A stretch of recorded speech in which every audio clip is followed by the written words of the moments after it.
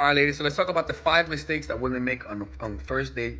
That if you don't make these mistakes, it's not that you're gonna make a guy who doesn't love you, but that if he likes you, if he has chemistry with you, it can multiply. It can make it more. You know what I'm saying? Like this doesn't make a guy who's half interested in you like you more. It really doesn't. It makes the guys that like you but are hiding it like you more or show that they like you, which gives you power. The first mistake is that you call them and text them after the date. I had a great time. It was a spectacular night. Hope you had a good night. Bitch, don't do that shit. You're telling them what you think. Shut the fuck up and don't tell them anything. If you had a great time, it's fine. Just don't say it. Let him text you first. And if you never hear from him, he just doesn't like you. After the first date, even after sex, let him text you first. And this is actually a question that I got from one of our Patreon supporters. Not Patreon, but one of the people. I call it the VIP club. The VIP. You could become a VIP on the Mindful Attraction Academy. I got asked that question, so I was like, let me make a video about this.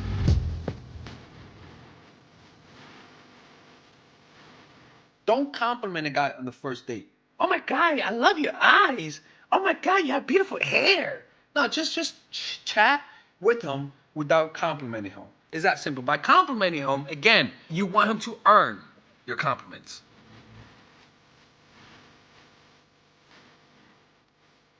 You tell him exactly what you're looking for. What are you looking for? I'm looking for a boyfriend. What are you looking for? I'm looking for a husband. Look, nothing wrong with saying what you're looking for. Actually, there is something wrong because you gotta see this as a negotiation. Hide what you want. If you want a relationship, say that you're seeing people, and you want to see where it takes you. Don't tell them you're looking for a relationship. Say that you don't know what you're looking for yet. Why? Because when you say actually say you're not looking for a relationship. Just say that because what it does is that it's sort of, how can I say this? If he wants a relationship, he's gonna tell you. But if he doesn't want a relationship and he just wants something casual, he's gonna agree with you and say he's looking for the same thing, right? Now look, sometimes guys do lie about it. Don't get me wrong, but this has multiple effects. One, it allows you to sort of to act like you like them. It allows you to sort of do things that communicate that you like them, but it'll sort of confuse him a little bit because he'll say, okay, she doesn't want a relationship, she tells me, but she gave me a gift. She bought me a PS5. Now I'm buying PS5s. He'll say, she bought me a gift, and yet she doesn't want a relationship. What's up with that? Or you can even give him the dreamy eyes. Yeah, no, you're a great guy. But say that you don't want a relationship. It confuses him. And it gives you a lot of leeway to do whatever you want. You could sort of even act needy in a weird way. Because in his mind, he's not gonna say, oh, this bitch is doing that shit because she wants a relationship. Right? Because deep down he'll say, okay, she's doing this, but she doesn't like it because she doesn't want a relationship. The kind of like contradiction actually makes him like you, which is kind of backwards, but that's how it works, right? If he asks you what you want, always say that you don't know.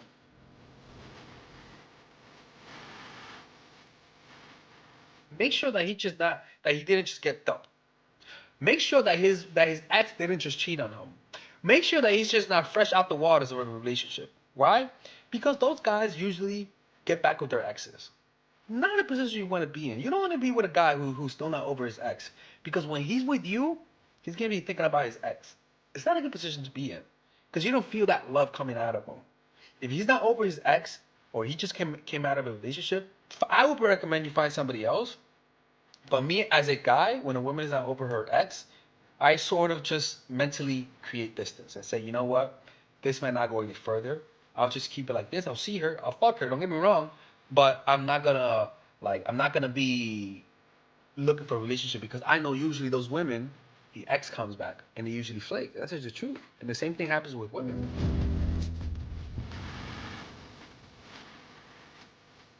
You tell them that I am not having sex with you unless we're in a relationship, or I don't have sex with people I don't know, or I don't have sex with people I don't trust. Look, there's nothing wrong with that. But what that says is that you're looking for more commitment before sex. What that says is that once you give up sex, you're pretty much telling him that you really like him. What that says is that you start liking him, you start trusting him, and then all of a sudden you're like, yeah, I like him enough. Let's have sex. And he's like, oh my God, I'm having sex with her. And he's like, yeah, I can't wait. Yeah, I like you too. He has sex. He comes. He's like, oh shit. This whole time, my dick was the one that was acting through me. But now you are in love with him. Now you like him. But he just realized he's not really that interested. He just wanted sex. The problem with that strategy, ladies, is that it causes you think that he's the one that's putting in the work. In reality, you begin to invest emotionally. And when he leaves you after sex, you're gonna feel a lot more hurt than you having sex with him on the second, third date and him leaving. I'm not telling you guys to fuck the whole football team. What I'm saying is that having sex with a guy only with guys who you in a relationship or with guys who you see potential relationship with, especially if you wait like over a month. I'm not saying to fuck people all the time. I'm not saying that. I'm saying that it puts you in a disadvantage. It just does. So go ahead and wait to have sex with a guy, but just know that it puts you in a disadvantage. Make sure that you don't say you only have sex with people in a relationship. Oh, you gotta work for this pussy. You know, like, how can I say it?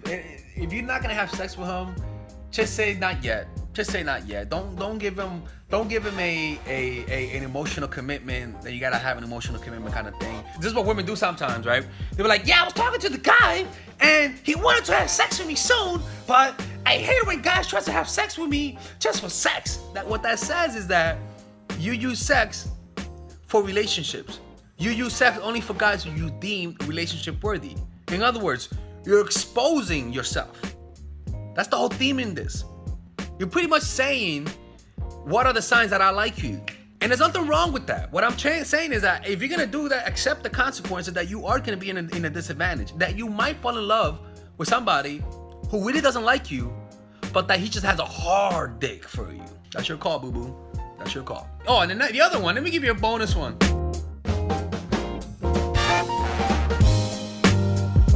Talking too much. Shut the fuck up, okay? Like, stop talking so much. Let the guy talk. Have him talk about his fantasies, his dreams, his desires. What does he want in life? Have him talk about all of those things. Because the more he talks, the less you talk. The less you talk, the less you fuck it up. The less you talk, the less shit you reveal about yourself. The more of a mystery you become. So learn to shut the fuck up. If he says, so what do you do for work? You just say, I do accounting. What do you do for work? What was your childhood dream? Just say, well, you know, it was to become a fucking princess. How about you? What was your childhood dream?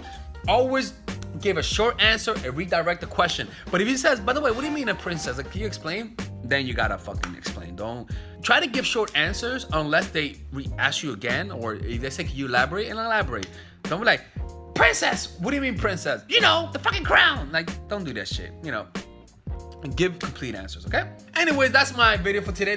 All right, ladies and gentlemen, if you guys ever want to learn how to use your feminine energy to influence people, learn how to use your masculine energy to become more assertive, and also learn how to blend both energies to improve your dating life, your spiritual life, honestly, your relationship life, your family life, your career life, this is the course for you. If I had to make a course for my nieces, I have two nieces, one is 19 and one is 15. 16. Holy shit. Oh my God, he's a bad fucking uncle. He's a bad uncle. Get him. Shut up, Melissa. You should get this course, right? And this is the course that I will make for them. So, for example, watch the curriculum, right? In the first week, we're going to be showing you how to establish a strong masculine foundation without letting it hurt your feminine energy.